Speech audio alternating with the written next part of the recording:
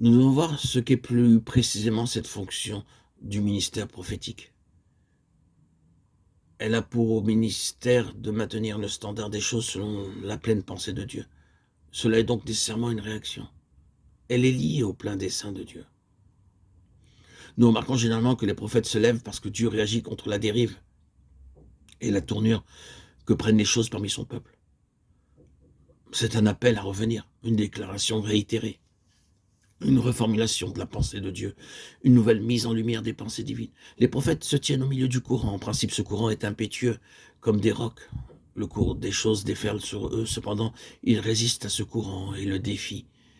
Et leur présence au milieu des flots représente la pensée de Dieu qui s'oppose à la tendance générale qui prévaut. Dans l'Ancien Testament, le ministère du prophète était habituellement manifesté lorsque l'état des choses était mauvais. Tout était confus. Il y avait du mélange, c'était le chaos. Les choses étaient fausses, et bien souvent, c'était bien pire que tout cela. Le ministère prophétique est lié au dessein de Dieu, originel et accompli dans et par son peuple. Et quand vous avez dit cela, vous êtes allé au cœur même des choses. Nous le disons de nouveau. Qu'est-ce que la fonction prophétique? À quoi est-elle rattachée? La réponse est toujours la même. Cette fonction est liée au plein dessein de Dieu dans son peuple et à travers son peuple. Si cette déclaration est vraie, cela nous aidera à voir le besoin pour notre temps. Pour le dire de manière plus générale, le peuple de Dieu sur la terre, dans notre temps, a confondu les parties du dessein de Dieu avec le tout, en amplifiant certains aspects au détriment du tout. Les moyens, les méthodes, l'enthousiasme et le zèle introduisent la confusion par rapport à la pensée de Dieu, ne permettant pas de discerner que le dessein de Dieu doit être réalisé avec des moyens et des méthodes divines, et que la manière et les ressources sont tout aussi importantes que le dessein.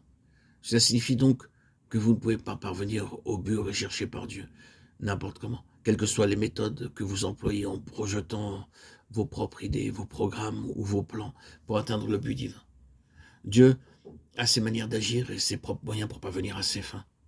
Les pensées de Dieu concernent le moindre petit détail de son dessein, et vous ne pouvez pleinement réaliser le dessein de Dieu, sauf si le plus petit détail est conforme à la pensée de Dieu. Dieu aurait pu dire à Moïse, construis-moi un tabernacle, veux-tu? Je te donne tout ce qui te sera nécessaire, tu sais ce que je désire, va et construis-moi un tabernacle.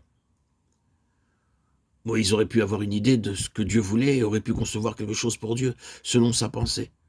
Et cependant, nous savons que Dieu ne laissa l'initiative pour aucun détail, ni pour une simple cheville, ni pour un fil.